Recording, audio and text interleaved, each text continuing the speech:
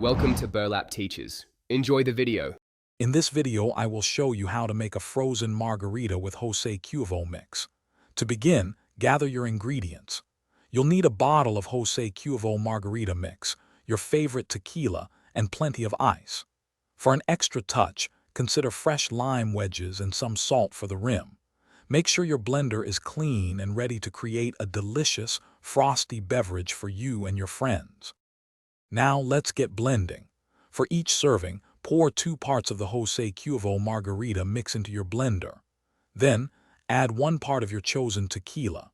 Next, add approximately 1½ cups of ice per serving. Blend all these ingredients together until the mixture is perfectly smooth and has a delightful slushy consistency. Feel free to adjust the amount of ice to achieve your ideal frozen texture. With your margarita perfectly blended, it's time to serve. First, prepare your glass by moistening the rim with a lime wedge, then dip it into salt for that classic margarita presentation.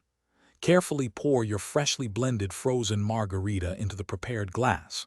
For a final touch, garnish with a fresh lime wedge.